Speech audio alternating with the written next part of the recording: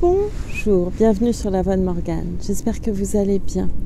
Je vais reprendre tout de suite la lecture d'un amour de Swann, à la recherche du temps perdu. Voilà. Je vous remercie beaucoup pour votre écoute et je vous dis à tout à l'heure après cette lecture. Merci encore.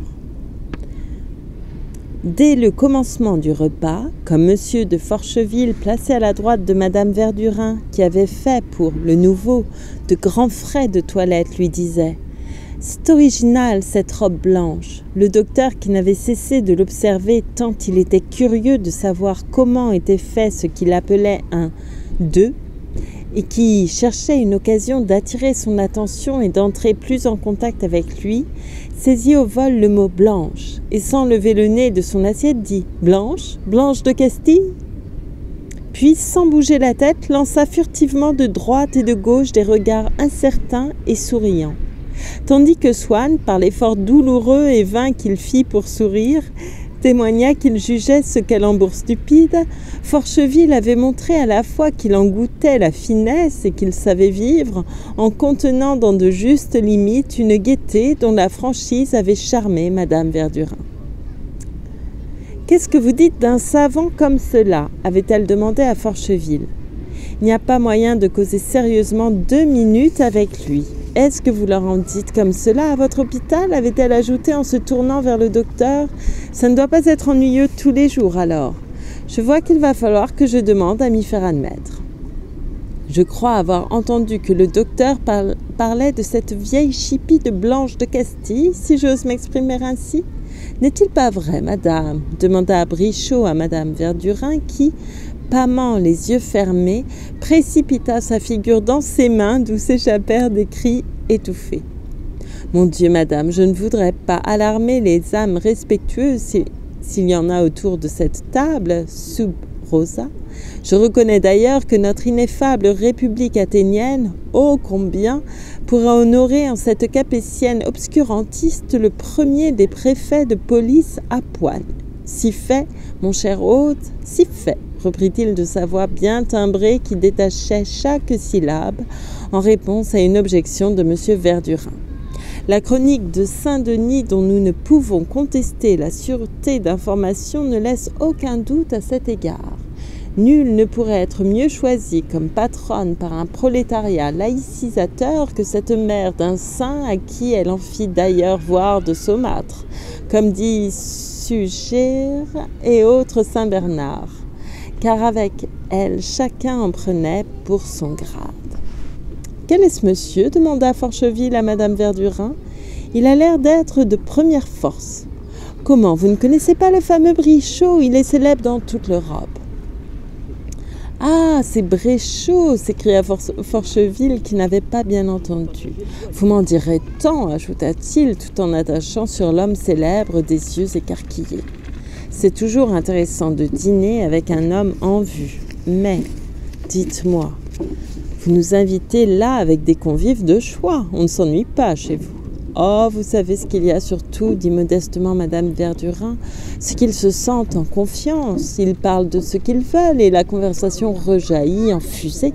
Ainsi Brichot, ce soir, ce n'est rien. Je l'ai vu, vous savez, chez moi, éblouissant, à se mettre à genoux devant. Eh bien, chez les autres, ce n'est plus le même homme. Il n'a plus d'esprit, il faut lui arracher les mots, il est même ennuyeux. »« C'est curieux, dit Forcheville étonné. Un genre d'esprit comme celui de Brichot aurait été tenu pour stupidité pure dans la coterie où Swann avait passé sa jeunesse, bien qu'il soit compatible avec une intelligence réelle. Et celle du professeur, vigoureuse et bien nourrie, aurait probablement pu être enviée par bien des gens du monde que Swann trouvait spirituels. Mais ceux-ci avaient fini par lui inculquer si bien leur goût et leur répugnance, au moins en tout ce qui touche à la vie mondaine et même en celle de ces parties annexes qui devraient plutôt relever du domaine de l'intelligence, la conversation, que Swann ne put trouver des plaisanteries de Brichot que pédantesques, vulgaires et grasses à écœurer. Puis il était choqué dans l'habitude qu'il avait des bonnes manières par le ton rude et militaire qu'affectait, en s'adressant à chacun, l'universitaire cocardier. Enfin, peut-être avait-il surtout perdu, ce soir-là, de son indulgence. En voyant l'amabilité que Madame Verdurin déployait pour ce Forcheville, qu'Odette avait eu la singulière idée d'amener. Un peu gênée vis-à-vis de Swann, elle lui avait demandé en arrivant « Comment trouvez-vous mon invité ?» Et lui, s'apercevant pour la première fois que Forcheville, qu'il connaissait depuis longtemps, pouvait plaire à une femme et était assez bel homme, avait répondu « Immonde !» Certes, il n'avait pas l'idée d'être jaloux d'Odette, mais il ne se sentait pas aussi heureux que d'habitude et quand Brichot, ayant commencé à raconter l'histoire de la mère de Blanche de Castille qui avait été avec Henri Plantagenet des années avant de l'épouser, voulut s'en faire demander la suite par Swann en lui disant « N'est-ce pas, monsieur Swann ?» sur le ton martial qu'on prend pour se mettre à la portée d'un paysan ou pour donner du cœur à un troupier, Swann coupa l'effet de Brichot à la grande fureur de la maîtresse de la maison, en répondant qu'on voulut bien l'excuser de s'intéresser si peu à Blanche de Castille, mais qu'il avait quelque chose à demander au peintre. Celui-ci, en effet, était allé dans l'après-midi visiter l'exposition d'un artiste, ami de M. Verdurin, qui était mort récemment. Et Swann aurait voulu savoir par lui, car il appréciait son goût, si vraiment il y avait dans ses dernières œuvres plus que la virtuosité qui stupéfiait déjà dans les précédentes. À ce point de vue-là, c'était extraordinaire, mais cela ne me semblait pas d'un art, comme on dit, très élevé, dit Swann en souriant. Élevé, à la hauteur d'une institution, interrompit Cottard en levant les bras avec une gravité simulée. Toute la table éclata de rire. Quand je vous disais qu'on ne peut pas garder son sérieux avec lui, dit Madame Verdurin à Forcheville. Au moment où on s'y attend le moins, il vous sort une calambre d'aine. Mais elle remarqua que seul Swann ne s'était pas déridé. Du reste, il n'était pas très content que Cottard fît rire de lui devant Forcheville. Mais le peintre, au lieu de répondre d'une façon intéressante à Swann, ce qu'il eût probablement fait s'il eût été seul avec lui, préféra se faire admirer des convives en plaçant un morceau sur l'habileté du maître disparu. « Je me suis approché, dit-il, pour voir comment c'était fait. J'ai mis le nez dessus. »« Ah, bien oui, on ne pourrait pas dire si c'était fait avec de la colle, avec du rubis, avec du savon, avec du bronze, avec du soleil, avec du caca. » Et un fond 12, s'écria trop tard le docteur dont personne ne comprit l'interruption. Ça a l'air fait avec rien, reprit le peintre. Pas plus moyen de découvrir le truc que dans la ronde où les régentes, et c'est encore plus fort comme pâte que Rembrandt et que Haas. Tout y est, mais non, je vous jure. Et comme les chanteurs parvenus à la note la plus haute qu'ils puissent donner continuent en voix de tête, piano, il se contenta de murmurer, et en riant, comme si en effet cette peinture eût été dérisoire à force de beauté, « Ça sent bon, ça vous prend à la tête, ça vous coupe la respiration, ça vous fait des chatouilles et pas mèche de savoir avec quoi c'est fait. C'en est sorcier, c'est de la rouerie, c'est du miracle, éclatant tout à fait de rire. C'en est malhonnête. » En s'arrêtant, redressant gravement la tête, prenant une note de basse profonde qu'il tâcha de rendre harmonieuse, il ajouta « Et ceci est loyal !» Sauf au monde où il avait dit « plus fort que la ronde », sauf au moment où il avait dit « plus fort que la ronde », blasphème qui avait provoqué une protestation de Madame Verdurin qui tenait la ronde pour le plus grand chef-d'œuvre de l'univers avec la 9e et la Samothrace, et a fait avec du caca, qui avait fait jeter à Forcheville un coup d'œil circulaire sur la table pour voir si le mot passait et avait ensuite amené sur sa bouche un sourire prude et conciliant. Tous les convives, excepté Swann, avaient attaché sur le peintre des regards fascinés par l'admiration. « Ce qu'il m'amuse quand il s'emballe comme ça !» s'écria quand il eut terminé Madame Verdurin, ravie que la table fût justement si intéressante le jour où Monsieur de Forcheville venait pour la première fois. « Et toi, qu'est-ce que tu as à rester comme cela, bouche bée comme une grande bête ?» dit-elle à son mari. « Tu sais pourtant qu'il parle bien, on dirait que c'est la première fois qu'il vous entend. Si vous l'aviez vu pendant que vous parliez, il vous buvait. Et demain, il nous récitera tout ce que vous avez dit sans manger un mot. » Mais non, c'est pas de la blague, dit le peintre, enchanté de son succès. Vous avez l'air de croire que je fais le boniment, que c'est du chiquet. Je vous y mènerai voir, vous direz si j'ai exagéré. Je vous fiche mon billet que vous revenez plus emballé que moi. Mais nous ne croyons pas que vous exagérez, nous voulons seulement que vous mangiez et que mon mari mange aussi. Redonnez de la sole normande à monsieur, vous voyez bien que la sienne est froide. Nous ne sommes pas si pressés, vous servez comme s'il y avait le feu. Attendez donc un peu pour donner la salade. Madame Cottard, qui était modeste et parlait peu, savait pourtant ne pas manquer d'assurance quand une heureuse inspiration lui avait fait trouver un mot juste. Elle sentait qu'elle aurait du succès, cela la mettait en confiance, et ce qu'elle en faisait était moins pour briller que pour être utile à la carrière de son mari. Aussi ne laissa-t-elle pas échapper le mot de salade que venait de prononcer Madame Verdurin. « Ce n'est pas de la salade japonaise, dit-elle à mi-voix en se tournant vers Odette. » Et ravie et confuse de l'à-propos et de la hardiesse qu'il y avait à faire ainsi une allusion discrète mais claire à la nouvelle et retentissante pièce de Dumas, elle éclata d'un rire charmant, d'ingénu, peu bruyant, mais si irrésistible qu'elle resta quelques instants sans pouvoir le maîtriser. « Qui est cette dame? Elle a de l'esprit, dit Forcheville. « Non, mais nous vous en ferons si vous venez tous dîner vendredi. »« Je vais vous paraître bien provincial, monsieur, dit Madame Cottard à Swann, mais je n'ai pas encore vu cette fameuse Francillon dont tout le monde parle. Le docteur y est allé, je me rappelle même qu'il m'a dit avoir eu le très grand plaisir de passer la soirée avec vous. J'avoue que je n'ai pas trouvé raisonnable qu'il louât des places pour y retourner avec moi. Évidemment, au théâtre français, on ne regrette jamais sa soirée, c'est toujours si bien joué. Mais comme nous avons des amis très aimables, Madame Cottard prononçait rarement un nom propre et se contentait de dire « des amis à nous ». Une de mes amies, par distinction, sur un ton factice et avec l'air d'importance d'une personne qui ne nomme que qui elle veut, qui ont souvent des loges et ont la bonne idée de nous emmener à toutes les nouveautés qui en valent la peine. Je suis toujours sûre de voir Francillon un peu plus tôt ou un peu plus tard et de pouvoir me former une opinion. Je dois pourtant confesser que je me trouve assez sotte, car dans tous les salons où je vais en visite, on ne parle naturellement que de cette malheureuse salade japonaise.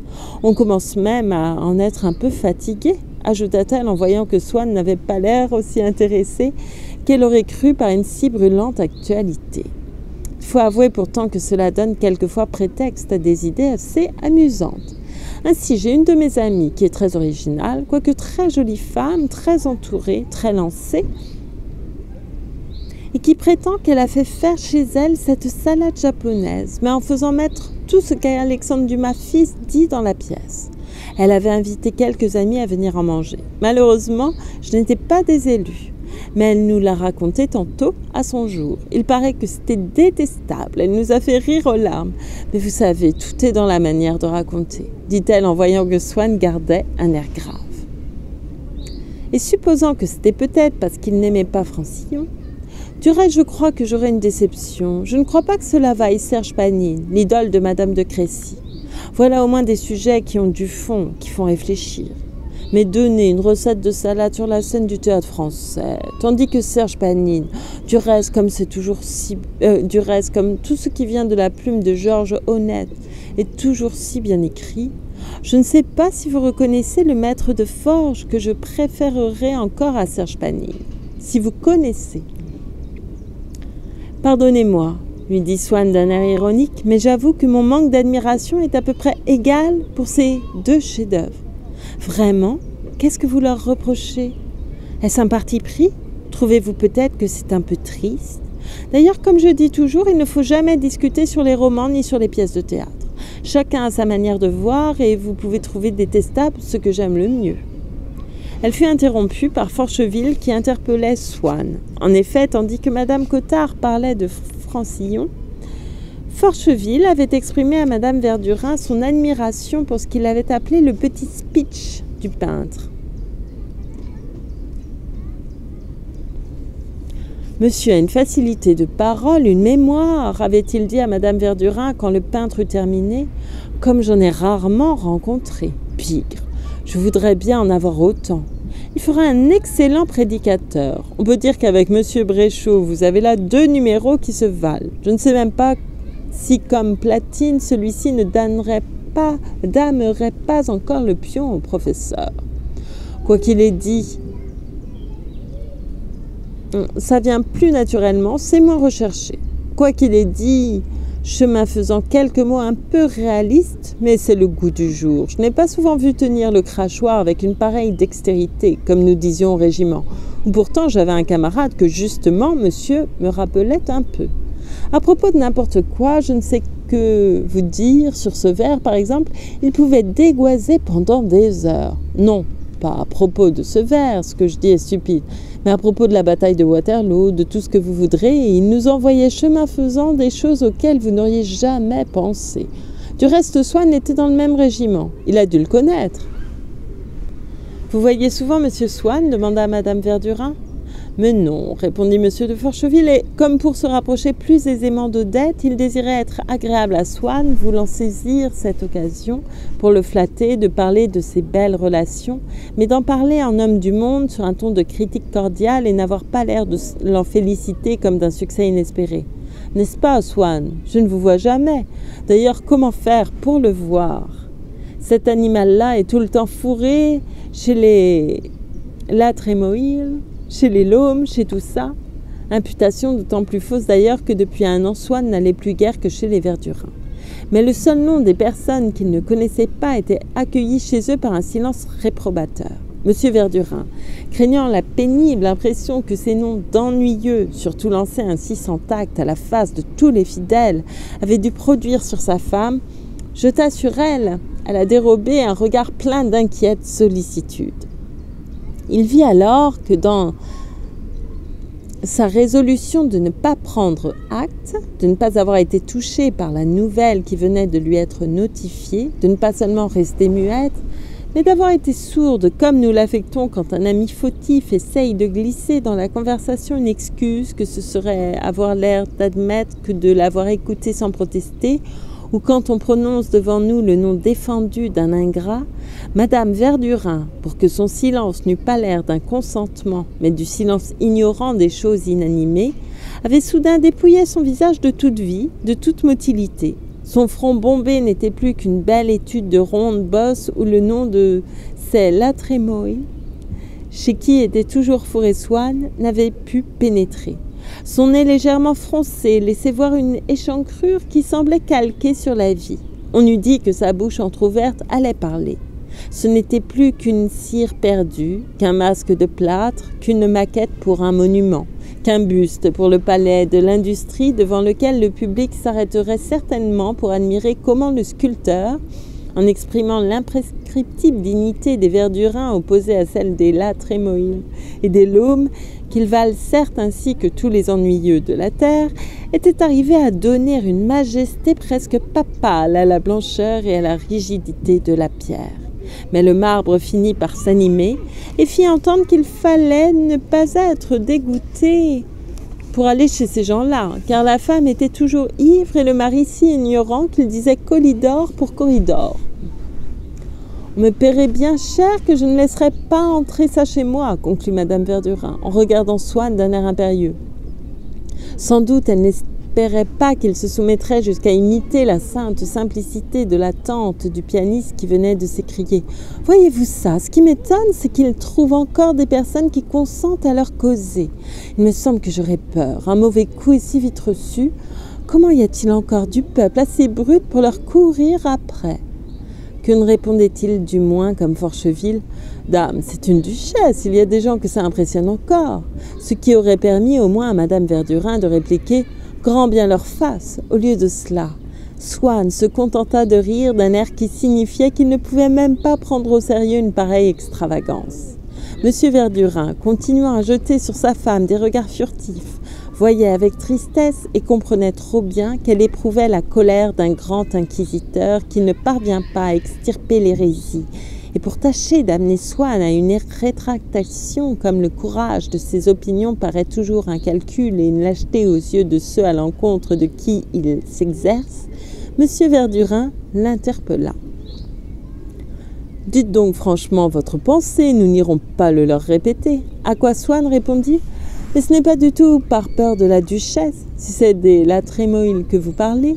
Je vous assure que tout le monde aime aller chez elle. Je ne vous dis pas qu'elle soit profonde. Il prononça profonde comme si ça avait été un mot ridicule, car son langage gardait la trace d'habitude d'esprit qu'une certaine rénovation, marquée par l'amour de la musique lui avait momentanément fait perdre. Il exprimait parfois ses opinions avec chaleur, mais très sincèrement, elle est intelligente et son mari est un véritable lettré. Ce sont des gens charmants. Si bien que Madame Verdurin, sentant que, par ce seul infidèle, elle serait empêchée de réaliser l'unité morale du petit noyau, ne put pas s'empêcher, dans sa rage contre cet obstiné qui ne voyait pas combien ses paroles la faisaient souffrir, de lui crier du fond du cœur « Trouvez-le si vous voulez, mais du moins ne nous le dites pas !» Tout dépend de ce que vous appelez intelligence, dit Forcheville, qui voulait briller à son tour. Voyons, Swann, qu'entendez-vous par intelligence? Voilà, s'écria Odette, voilà les grandes choses dont je lui demande de me parler, mais il ne veut jamais. Mais si, protesta Swann. Cette blague, dit Odette. Blague à tabac? Demanda le docteur. Wow. Pour vous, reprit Forcheville, l'intelligence est sur le bas goût du monde, les personnes qui savent s'insinuer. Finissez votre entremets, qu'on puisse enlever votre assiette, dit Madame Verdurin d'un ton aigre en s'adressant à sa nièce, lequel, absorbé dans des réflexions, avait cessé de manger. Et peut-être un peu honteuse du ton qu'elle avait pris, cela ne fait rien, vous avez votre temps. Mais si je vous le dis, c'est pour les autres, parce que cela empêche de servir. Il y a, dit Brichot en martelant les syllabes, une définition bien curieuse de l'intelligence dans ce doux anarchiste de Fénelon. Écoutez, dit à Forcheville et au docteur Madame Verdurin. Il va nous dire la définition de l'intelligence par Fénelon. C'est intéressant. On n'a pas toujours l'occasion d'apprendre cela. Mais Brichot attendait que Swann eût donné la sienne. Celui-ci ne répondit pas et en se dérobant fit manquer la brillante joute que Madame Verdurin se réjouissait d'offrir à Forcheville. Naturellement, c'est comme avec moi, dit Odette d'un ton boudeur. Je ne suis pas fâchée de voir que je ne suis pas la seule qui ne trouve pas à la hauteur. C'est de la trémoille que Madame Verdurin nous a montré comme si peu recommandable, demanda Brichot, en articulant avec force. Descendent-ils de ceux que cette bonne snob de Madame de Sévigné avouait être heureuse de connaître parce que cela faisait bien pour ses paysans? Je crois que vous ne me voyez pas. Ce n'est pas grave. Il est vrai que la marquise avait une autre raison, et qui pour elle devait primer celle-là, car Jean de Lette dans l'âme, elle faisait passer la copie avant tout. Or, dans le journal qu'elle envoyait régulièrement à sa fille, cette Madame de la Trémoille, bien documentée par ses grandes alliances, qui faisait la politique étrangère. Mais non, je ne crois pas que ce soit la même famille, dit à tout hasard Madame Verdurin. Sa nièce qui, depuis qu'il avait rendu précipitamment maître d'hôtel son assiette encore pleine, s'était replongée dans un silence méditatif, en sortit enfin pour raconter en riant l'histoire d'un dîner qu'il avait fait avec le duc de la Trémouille, et d'où il résultait que celui-ci ne savait pas que George Sand était le pseudonyme d'une femme. Swann, qui avait de la sympathie pour sa nièce, crut devoir lui donner sur la culture du duc des détails montrant qu'une telle ignorance de la part de celui-ci était matériellement impossible. Mais tout d'un coup, il s'arrêta. Il venait de comprendre que sa nièce n'avait pas besoin de ces preuves et savait que l'histoire était fausse pour la raison qu'il venait de l'inventer il y avait un moment. Cet excellent homme souffrait d'être trouvé si ennuyeux par les Verdurins. Et ayant conscience d'avoir été plus terne encore à ce dîner que d'habitude, il n'avait pas voulu le laisser finir sans avoir réussi à amuser.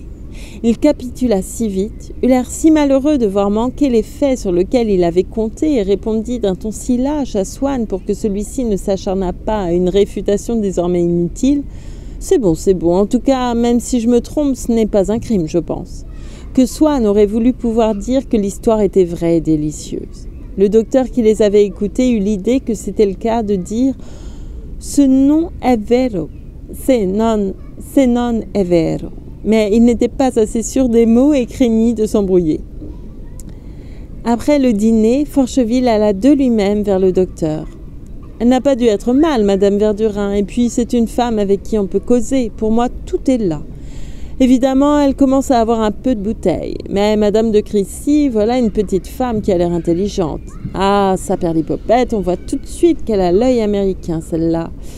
Nous parlons de Madame de Crécy, dit-il à Monsieur Verdurin qui s'approchait, la pipe à la bouche. Je me figure que comme corps de femme, j'aimerais mieux la voir dans mon lit que le tonnerre, dit précipitamment Cottard, qui depuis quelques instants attendait en vain que Forcheville reprît haleine pour placer cette vieille plaisanterie dont il craignait que ne revînt pas l'à propos si la conversation changeait de cours et qu'il débita avec cet excès de spontanéité et d'assurance qui cherche à masquer la froideur et l'émoi inséparables d'une récitation.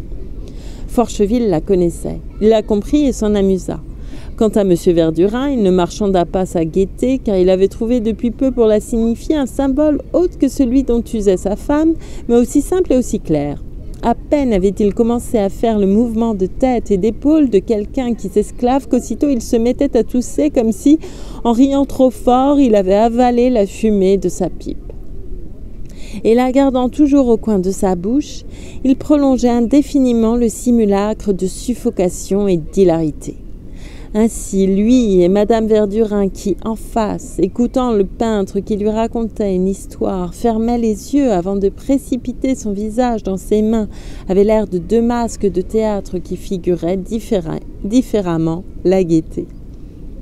Monsieur Verdurin avait d'ailleurs fait sagement en ne retirant pas sa pipe de sa bouche, car Cottard, qui avait besoin de s'éloigner un instant, fit à mi-voix une plaisanterie qu'il avait apprise depuis peu et qu'il renouvelait chaque fois qu'il avait à aller au même endroit. Il faut que j'aille entretenir un instant le duc d'Aumale, de sorte que la quinte de M. Verdurin recommença.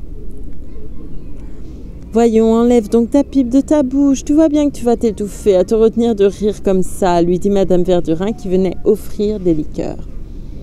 Quel homme charmant que votre mari, il a de l'esprit comme quatre, déclara Forcheville à Madame Cottard. Merci, madame. Un vieux troupier comme moi, ça ne refuse jamais la goutte. Monsieur de Forcheville trouve Odette charmante, dit Monsieur Verdurin à sa femme. Mais justement, elle voudrait déjeuner une fois avec vous. Nous allons combiner ça, mais il ne faut pas que Swann le sache. Vous savez, il met un peu de froid. Ça ne vous empêchera pas de venir dîner, naturellement. Nous espérons vous avoir très souvent. Avec la belle saison qui vient, nous allons souvent dîner en plein air. Cela ne vous ennuie pas, les petits dîners au bois. Bien, bien, ce sera très gentil. Est-ce que vous n'allez pas travailler de votre métier, vous ? Cria-t-elle au petit pianiste afin de faire montre devant un nouveau de l'importance de Forcheville, à la fois de son esprit et de son pouvoir tyrannique sur les fidèles. Monsieur de Forcheville était en train de me dire du mal de toi, dit Madame Cottard à son mari quand il rentra au salon.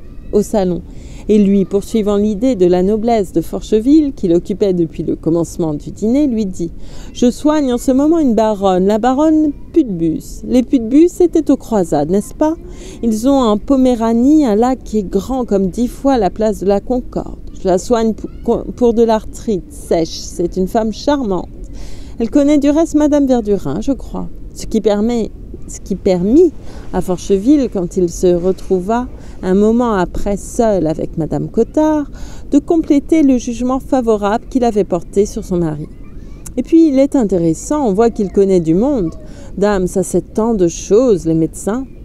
Je vais jouer la phrase de la sonate pour Monsieur Swann, dit le pianiste. Ah, Big, ce n'est pas au moins le serpent à sonate, demanda Monsieur Forcheville pour faire de l'effet.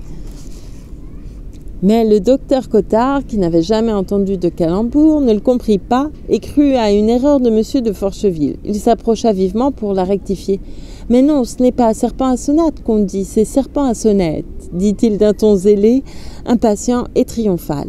Forcheville lui expliqua le calembour. Le docteur rougit. « Avouez qu'il est drôle, docteur. »« Oh, je le connais depuis si longtemps, » répondit Cottard. Mais ils se turent.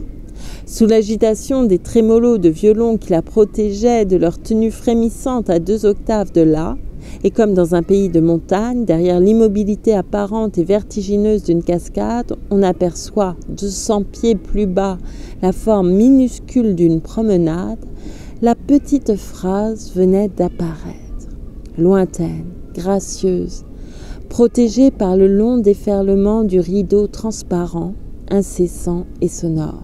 Et Swann, en son cœur, s'adressa à elle comme à une confidente de son amour, comme à une amie d'Odette qui devrait bien lui dire de ne pas faire attention à ce Forcheville. « Ah, vous arrivez tard, dit Madame Verdurin, infidèle qu'elle n'avait invité qu'en cure-dents. Nous avons eu un Brichot incomparable, d'une éloquence, mais il est parti. N'est-ce pas, monsieur Swann? Je crois que c'est la première fois que vous vous rencontriez avec lui, dit-elle pour lui faire remarquer que c'était à elle qu'il devait de le connaître. N'est-ce pas, il a été délicieux, notre Brichot. Swann s'inclina poliment. Non, il ne vous a pas intéressé, lui demanda sèchement Madame Verdurin. Mais si, madame, beaucoup, j'ai été ravie. Il est peut-être un peu péremptoire et un peu jovial pour mon goût. Je lui voudrais parfois un peu d'hésitation et de douceur, mais on sent qu'il sait tant de choses, il a l'air d'un bien brave homme. Tout le monde se retira fort tard. Les premiers mots de Cottard à sa femme furent « J'ai rarement vu madame Verdurin aussi en verve que ce soir. » Qu'est-ce que c'est exactement que cette madame Verdurin? Demi-Castor dit Forcheville au peintre à qui il proposa de revenir avec lui. Odette le vit s'éloigner avec regret.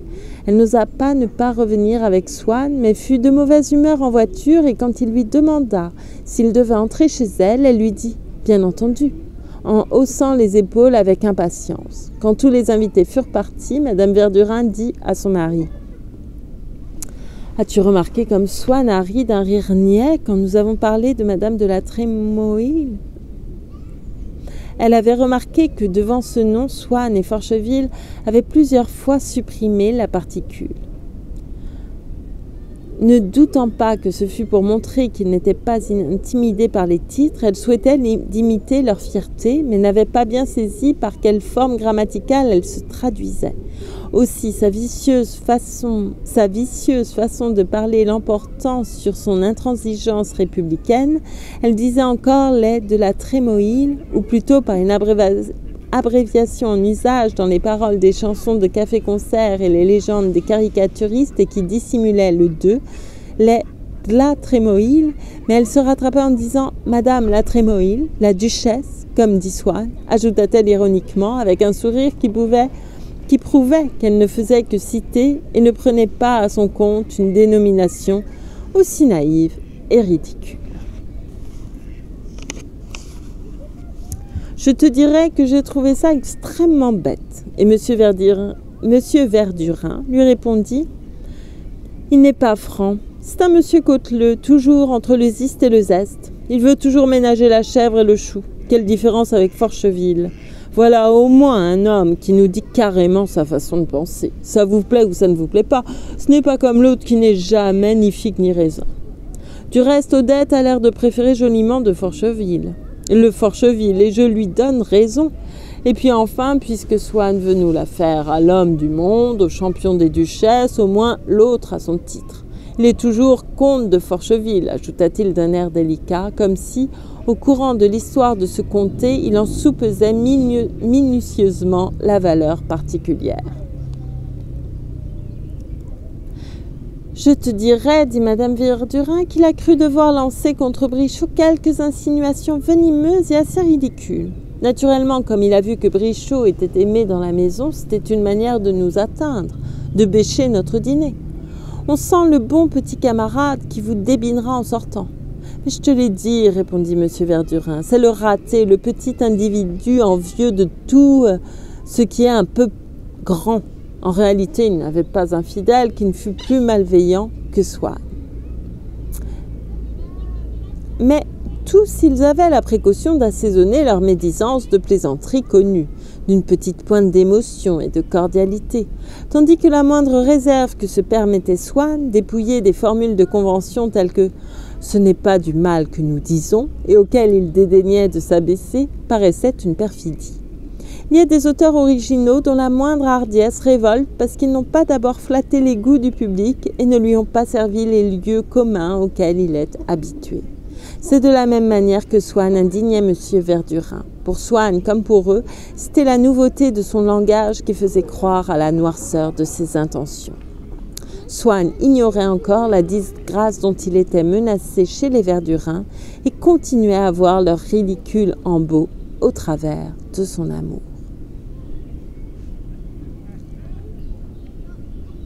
Et je vais m'arrêter là pour cette lecture. Voilà. Une lecture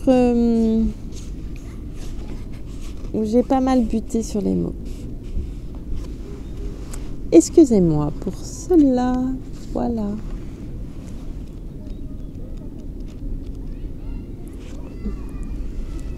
Je suis pas très fan des dîners, je crois, sans doute. Mais c'est amusant quand même à lire ces descriptions. Voilà, je vous remercie beaucoup pour votre écoute et je vous souhaite une belle fin de journée, une belle soirée. Voilà, beaucoup de douceur. Merci encore et prenez soin de vous surtout. À bientôt.